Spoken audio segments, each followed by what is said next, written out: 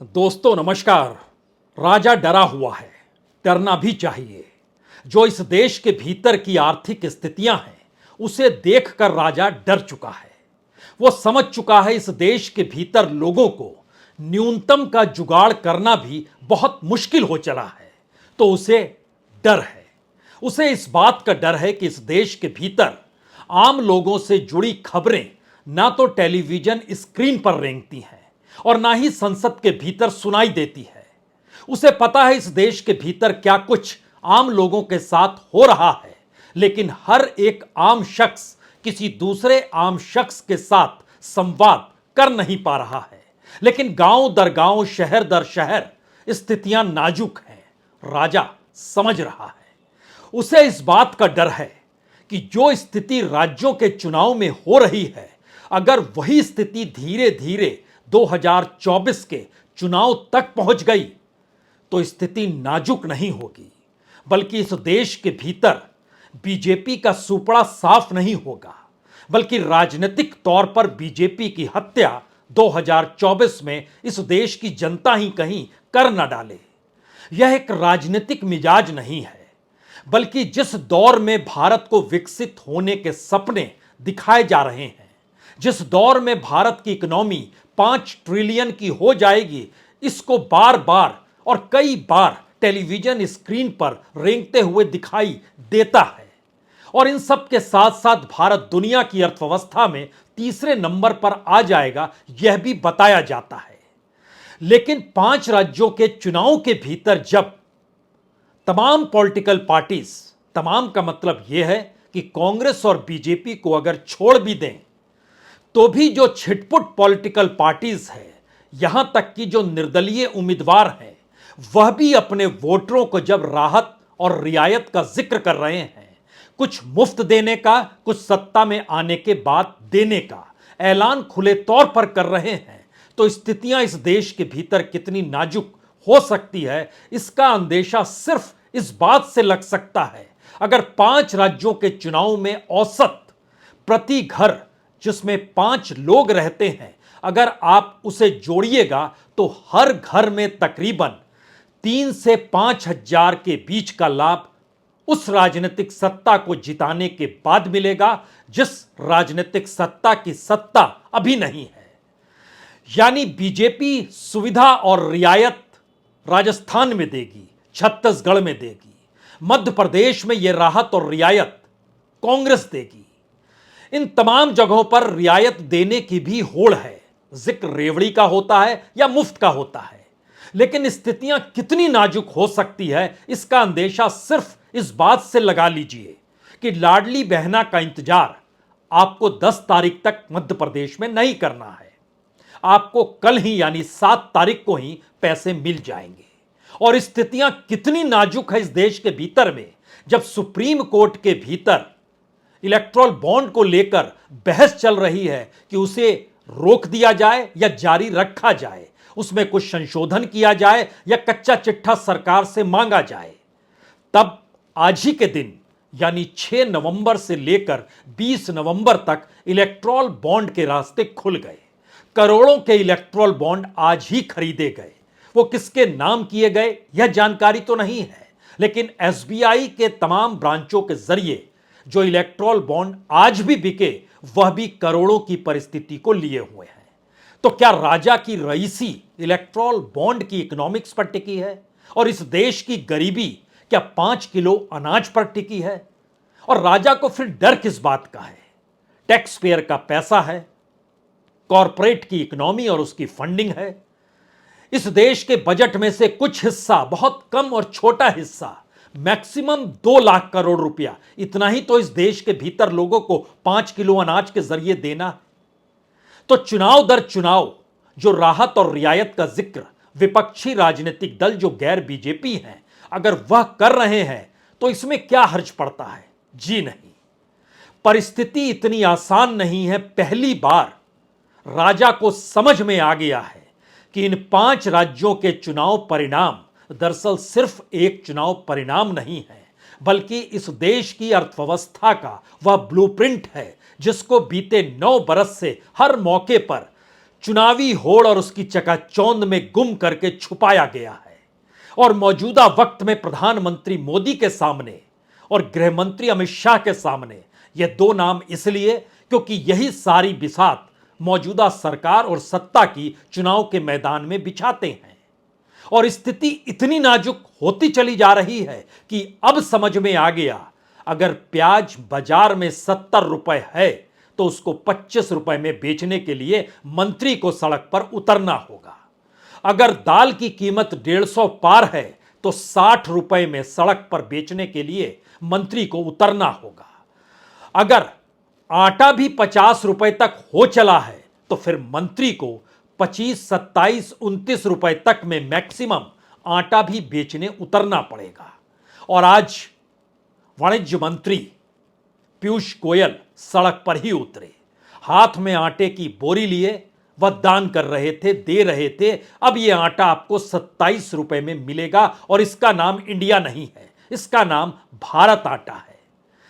यानी इस देश के भीतर की महंगाई पर नकेल काट पाने की परिस्थिति सरकार के हाथ में नहीं है, वो नकेल कस नहीं सकती है। अब उसे समझ में आ गया कि एक समानांतर व्यवस्था उसे शुरू करनी है, क्योंकि इससे पहले लोगों का गुस्सा सड़क पर आ जाए तो क्यों नहीं मंत्रियों को सड़क पर उतारा जाए, किसी से प्याज बिकवाया जाए, किसी से चने की दाल, किसी से आटा। और आने वाले वक्त में यह परिस्थिति सिलेंडर भी बेचने के लिए सड़क पर आने को तैयार है। यानी मंत्री की पहचान सड़क पर उतरकर सिलेंडर बेचने की होगी। 500 रुपए दीजिए और सिलेंडर ले जाइए, और इसको बेचने वाला कोई दूसरा शख्स नहीं, मोदी कैबिनेट के मिनिस्टर होंगे। जो पेट्रोल लगातार बढ़ते चला गया दुनिया के बाजार में, वह $100 प्रति बैरल से घटकर $60 प्रति बैरल तक भी आया, लेकिन भारत में उसकी कीमत नहीं कम हुई। रशिया से सस्ते में तेल मिलता चला गया, लेकिन भारत में उसकी कीमत कम नहीं हुई। कंपनियों को लाभ मिलता रहा, रिफाइनरी इंस्टीट्यूशंस को लाभ मिलता रहा, अंतर्राष्ट्रीय बाजार में भारत तेल सेल करता चला गया, पैसा कमाता चला गया। और वही रईसी प्रचार के जरिए नजर आ रही थी। लेकिन इस देश के भीतर की माली हालत कितनी बदहाल हो चली है, वह इन 5 राज्यों की आर्थिक परिस्थितियों के उस खाके से समझा जा सकता है, जहां पर सरकार अपनी कल्याणकारी योजनाएं, वेलफेयर स्कीम्स और डायरेक्ट बैंक ट्रांसफर जो कर रही है, वो लगभग 42 से 45% लोगों के घर तक कर रही है। उसमें प्रधानमंत्री कल्याण योजना भी है, उसमें रिटायरमेंट के बाद की सुविधाओं का भी ऐलान है, उसमें बेटी को लेकर और बहू को लेकर भी डायरेक्ट है, और बहन को लेकर तो मध्य प्रदेश के मुख्यमंत्री ने लाडली बहना शुरू कर ही दिया। यानी इस देश की इकोनॉमी इस बात की इजाजत देने को तैयार ही नहीं है कि जैसे ही इस देश की इकोनॉमी पर अगर चर्चा 2024 के चुनाव में कहीं हो गई तो सरकार क्या बताएगी, बताने के लिए उसके पास क्या होगा। और इस देश के भीतर की जो युवा बेरोजगारी है, वो जब 2014 की तुलना में 3 गुना ज्यादा हो चली है, तो अब एक ही उपाय बचता है, हर चीज को इस 5 राज्यों के चुनाव के बाद सस्ता कर दीजिए और मंत्रियों को सड़क पर उतार दीजिए और बताइए कि इन मंत्रियों की पहचान इसी ही माल को बेचने की है। बात इससे भी साफ हो नहीं पा रही है। मसला और ज्यादा गंभीर है और हमारी टीम ने दरअसल उस गंभीर मसले की उस नब्ज को पकड़ा जहां पर ऐसा महसूस होने लगा कि क्या वाकई प्रधानमंत्री मोदी इस देश के लोगों को अपने भाषणों के जरिए जो रकम चाहे बोलते चले जाते हैं, जिन बातों का जिक्र करना है करते चले जाते हैं, कोई रोक लगाने वाला नहीं है, जहां चाहा जो बोला, जब चाहा जो बोला। तो 2024 से पहले अगर 1 दर्जन मुद्दे हैं जिसमें सस्ता सिलेंडर से शुरुआत इसलिए की जाए क्योंकि उसको बेचने के लिए कैबिनेट मिनिस्टर आने वाले वक्त में सड़क पर सिलेंडर देते हुए नजर आने वाले हैं। इस देश में काला धन वापसी का ऐलान आज नहीं पहले दिन हुआ था। दूसरा शब्द इसलिए उठना चाहिए क्योंकि 27 मई 2014 को जब कैबिनेट बैठी तो उसने ब्लैक मनी को जिक्र किया था। लेकिन इस दौर में ब्लैक मनी, मान लीजिए थोड़ी देर के लिए कि छत्तीसगढ़ में जाकर भूपेश बघेल का नाम और दुबई से पैसा आने का जिक्र करते हैं, मान लीजिए थोड़ी देर में हिडेनबर्ग रिपोर्ट आती है और शेल कंपनियों से लेकर मनी लॉन्ड्रिंग और फेमा के तहत कैसे पैसा रोटेट किया जा रहा है इसका जिक्र उसमें अडानी कांड के जरिए निकल कर आता है। लेकिन मानना क्यों है, इस देश के भीतर में जो भी ब्लैक मनी को सहेजे हुए, क्या उसकी कोई लिस्ट आ पाई? नहीं आ पाई। गंभीर मसला क्यों है? हमारी टीम ने जब पूरी की पूरी परिस्थिति को परखा तो यह चौंकाने वाली स्थिति है। आप कहेंगे दो चार नाम तो हमको भी याद है, हम आपके सामने पहले एक दर्जन जो प्रधानमंत्री मोदी के भाषण, अगर उसको लेकर व्हाइट पेपर इस देश में ले आया जाए तो इस सरकार की अपनी नींव हिल जाएगी, जिस नींव पर यह 5 ट्रिलियन का सपना और विकसित भारत का सपना दिखाने में मशगूल है। किसानों की आय दुगनी कर देंगे। हुई दुगनी क्या? इस देश के भीतर हर किसी को घर हो जाएगा 2022 तक। हुआ क्या? जो साफ पानी मिलेगा वह पूरे पे पूरे उन तमाम जगहों पर जहां जल से नल का जिक्र हो रहा है वहां पर भी क्या साफ पानी आ रहा है? 15 लाख का तो जुमला मान लीजिए पुराना हो गया, लेकिन 2 करोड़ नौकरियों का जुमला भी कितना पुराना हुआ? और बुलेट ट्रेन भी कहां चली? और 100 स्मार्ट सिटी अभी तक क्यों नहीं बन पाई? बेटियां क्यों नहीं बच पाई? ये तमाम सवालों के आइन तहत हमें लगता है इस देश की इकोनॉमिक नब्ज पे जैसे ही आप उंगली रखेंगे आपके हाथ थर थर कांपने लगेंगे। उसकी वजह एक ही है, इस देश के भीतर 100 रुपए मिल जाएं, 1000 रुपए मिल जाएं, 1500 मिल जाएं, 3000 मिल जाएं, यही वो रकम है जो 5 राज्यों के चुनाव में हर परिवार को मोह रही है, हर महिलाओं को अपने साथ वोट के तौर पर लाने की परिस्थिति में इस घूस को लगातार बढ़ा रही है। और उसके पैरेलल में ऐलान होता है कि कॉरपोरेट को आप रियायत दे सकते हैं लेकिन गरीबों को क्यों नहीं? तो इस देश के गरीब जरा ध्यान से सुन लीजिए, एक पैसा यह सरकार अपनी जेब से नहीं देती है, इस देश की संपत्ति है जिसको वह देती है। लेकिन इस देश की संपत्ति को बनाने में उससे पहले की सरकार और आपकी पुरानी पीढ़ी ने जो खून पसीना लगाया उसको कौड़ियों के मोल कैसे दिया गया और इस देश के लिए इस सरकार ने क्यों कुछ भी नहीं खड़ा किया, यह भी चौंकाने वाली बात है। जरा कल्पना कीजिए कि इंदिरा गांधी के वक्त में 66 पीएसयू खुले, नेहरू के दौर में 35 पीएसयू खुले, राजीव गांधी के दौर में 18 पीएसयू खुले, मनमोहन सिंह के दौर में 23 पीएसयू खुले, पीवी नरसिम्हा राव के दौर में लगभग 16 पीएसयू खुले। यहां तक कि सिर्फ 2 साल के लिए लाल बहादुर शास्त्री थे, लेकिन उस दौर में भी 4 पीएसयू खुले। तकरीबन 160 पीएसयू कांग्रेस के दौर में खुले। और उससे हटकर आइएगा, मोरारजी देसाई जनता पार्टी 9 पीएसयू खुले, आई के गुजराल 3 पीएसयू खुले, देवगौड़ा 3 पीएसयू खुले, वीपी सिंह 2 पीएसयू खुले, अटल बिहारी वाजपेयी के दौर में भी 17 पीएसयू खुले थे। पब्लिक सेक्टर से जुड़ी हुई कंपनियां जो खुलती हैं इस देश के भीतर में, जो सरकार चलाती है, सरकार नौकरियां देती है, सरकार उसके डिविडेंड का लाभ भी लेती है और उसके जरिए इस देश में प्रोडक्शन जनता के अनुकूल होता है, सब तहस नहस हुआ। मोदी काल में एक भी पीएसयू नहीं खुला। क्या कोई व्हाइट पेपर लाएगा?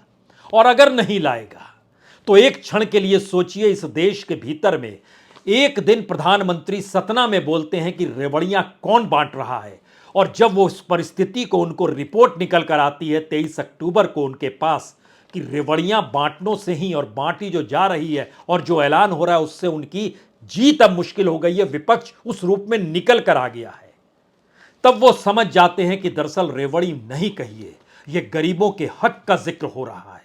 और गरीबों के हक का जब जिक्र हो रहा है तो एक झटके में 10 दिन के बाद वही प्रधानमंत्री छत्तीसगढ़ में पहुंचकर कहते हैं अब 5 किलो फ्री का अनाज बंद नहीं होगा, आपको मिलते रहेगा 2028 तक, यानी 2029 के चुनाव में जब हम जाएंगे उस समय ये 5 किलो को 25 किलो कर दें या क्या कर दें, इसकी एवज में भूल जाइए। यह स्थिति इस देश के भीतर में है कि 80 करोड़ लोगों को 5 किलो अनाज देने का जिक्र बिना कैबिनेट की बैठक, बिना बजट एलोकेशन, उन सब के बावजूद एक चुनावी सभा में प्रधानमंत्री कर देते हैं क्योंकि उन्हें डर है।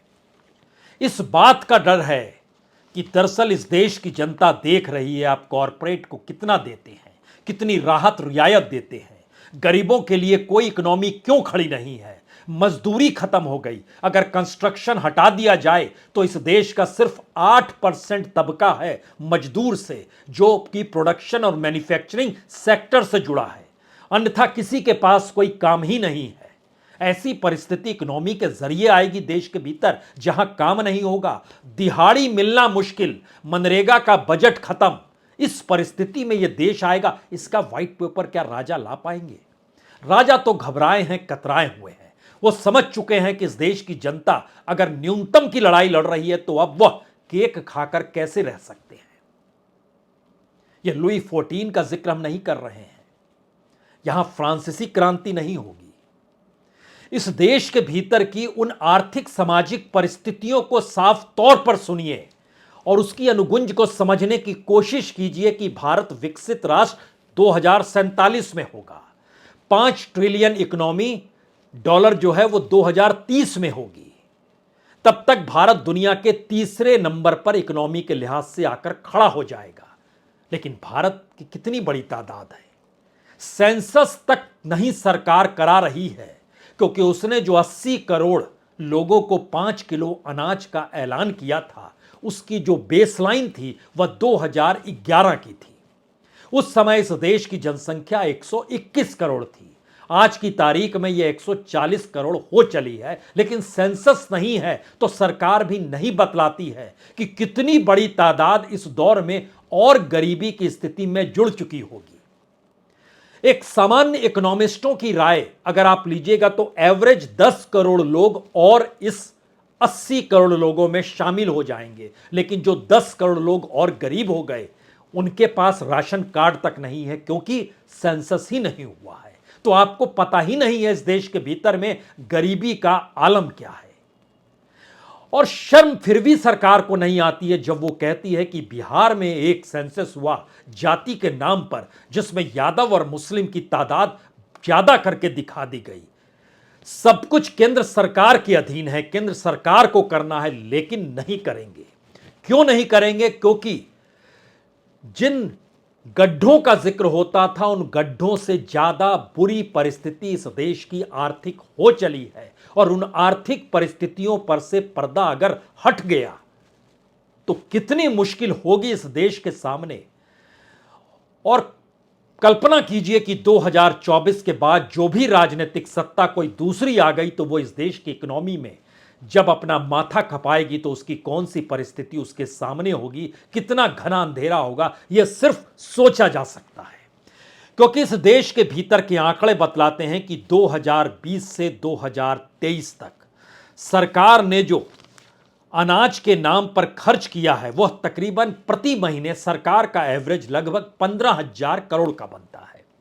उस लिहाज से सोचिए तो अप्रैल से जून, जुलाई से नवंबर 2020 में सिर्फ दिसंबर से अप्रैल तक नहीं दिया गया था और उसके बाद से लगातार दिया जा रहा है। और यह आंकड़ा सरकार का लगभग 4 लाख करोड़ के लगभग का पहुंचता है। मान लीजिए उसमें हर बरस 1.25 लाख करोड़ और जुड़ते चले जाएं 2028 तक, यानी 5 बरस और तो 10 लाख करोड़ हो गए। लेकिन फिर एक क्षण में लौटिए वापस इस देश के कॉरपोरेट को टैक्स और इनडायरेक्ट टैक्स में जो रियायत दी गई, इन 9 बरस के भीतर वो 10 लाख करोड़ से ज्यादा है। जिनके कर्ज माफ कर दिए गए वह 25 लाख करोड़ से ज्यादा है। कौन सी इकोनॉमी, कौन सी अर्थव्यवस्था, किस दौर की परिस्थिति में इस देश की इकोनॉमी को सत्ता में बने रहने के लिए ढकेला गया, वो सारा सच तो सामने है। तो यह तो एक शुरुआत है जहां पर आटा बेचने के लिए मंत्री को सड़क पर आना पड़ा। इसके बाद वो तमाम परिस्थिति जो आपके जहन में इस दौर में रेंग रही होगी, यह भी महंगा वो भी महंगा, हो सकता है अगली परिस्थिति इस देश में सब्जी बेचते हुए भी कैबिनेट मिनिस्टर नजर आए, क्योंकि प्रधानमंत्री मोदी जनता के हैं और जनता के नेता खुद को कहते हैं वो चाहे 9,000 करोड़ के हवाई जहाज में घूम ले, चाहे करोड़ों की गाड़ी में घूमते हुए मस्ती में रहें, लेकिन इस रईसी के पीछे का कितना विभत्स चेहरा गरीबी के साथ जुड़ा है और उसका सच इस चुनाव में जब उभर कर सामने आ रहा है कि हर दूसरा शख्स इन 5 राज्यों के भीतर गरीब है, हर तीसरा शख्स गरीबी रेखा से नीचे है, तो फिर चाहे पहली की परीक्षा देनी हो और पढ़ाई करनी हो, चाहे पीजी करना हो, हर जगह पैसा चाहिए जहां नहीं है। और हमारा अपना एजुकेशन सिस्टम हमने तहस नहस कर दिया और कह दिया कि अब पैसे पर ही एजुकेशन होगा, जैसे पैसे पर ही पीने का पानी मिलता है, पैसे पर ही इलाज होगा, पैसे पर ही सब कुछ होगा और वो पैसा हम देंगे। ये हम वाला जो हिस्सा था वह इस देश की संपत्ति थी जिसमें आपने क्रिएट कुछ भी नहीं किया, आप चीजों को जोड़ते चले गए। आप ही के आंकड़े ये बतलाते हैं पीएसयू एक नहीं करते हैं, माफी लगभग टैक्स में 10 लाख करोड़ से ज्यादा की देते हैं, 25 लाख करोड़ से ज्यादा आप कर्ज माफी देते हैं और इन परिस्थिति में इस देश की संपत्ति जो भेजते हैं वो भी तकरीबन 10 लाख करोड़ से ज्यादा, उसमें 6 लाख करोड़ तो मोनेटाइजेशन का हिस्सा है, इससे लगभग ज्यादा हिस्सा प्राइवेटाइजेशन का है। तो फिर आपके हाथ में क्या बचा? और जब कुछ नहीं बच पा रहा है तो आपने साधन किस रूप में अपनाए? यह हमें लगता है आज का जिक्र इसलिए जरूरी है आखिर में कि भारत आटा 27 रुपए 50 पैसे प्रति केजी बिकेगा और इसको बेचने का काम नेफेड करेगा। नेफेड, नेशनल एग्रीकल्चर कोऑपरेटिव, जो बनाया गया था उसके जरिए होगा। NCCF, national cooperative consumers federation of India, उसके जरिए बेगा। मदर डेयरी में मिलेगा, सफल में मिलेगा। हम एक ऐसी परिस्थिति में आ गए जहां कुछ क्रिएट ना करें, लेकिन जो क्रिएट है और इस देश को जिस इकोनॉमी के दायरे में हमने खड़ा कर दिया, उसमें सिवाय इसके कि हम राहत रियायत कैसे उन तक पहुंचा पाएं और उसके लिए भी हम बजट का इंतजार ना करें, तो भूल जाइए 2024 के बाद कोई भी नीति आयोग से कोई योजना निकलेगी, कोई भी हर बरस जो बजट आता है उसमें कोई आंकड़ों का जिक्र होगा, कुछ भी नहीं होगा। और भूल जाइए पार्लियामेंट के भीतर कोई ऐसी आवाज गरीबों को लेकर उठेगी, बिल्कुल नहीं होने वाला है, क्योंकि राजा डरा हुआ है। और डरा हुआ राजा जो निर्णय लेता है वह निर्णय इस देश के कितने अनुकूल होंगे या अनुकूल दिखाने की कोशिश उसके बाद जब डरे हुए राजे को हंसाने के लिए होगी, तो वह सब कुछ आपको इस दौर में उस मेन स्ट्रीम मीडिया में नजर आने वाला है जिसके जरिए 2024 की बिसात राजा अपने अनुकूल बिछाना चाहता है, लेकिन अभी वो डरा हुआ है। और ये डर 3 दिसंबर के बाद कितना बड़ा होगा और इस देश के भीतर में जो लोग आपस में जुड़ नहीं पा रहे और न्यूनतम की लड़ाई लड़ते हुए चुनाव को ही अपनी जिंदगी में सहूलियत देने वाला हथियार मान चुके हैं, उनकी परिस्थिति 2024 में कैसे खड़ी होगी, ये आज की तारीख में आप सिर्फ सोच सकते हैं। इंतजार कीजिए, वह नजारा भी नजर आएगा। बहुत बहुत शुक्रिया, बहुत बहुत शुक्रिया।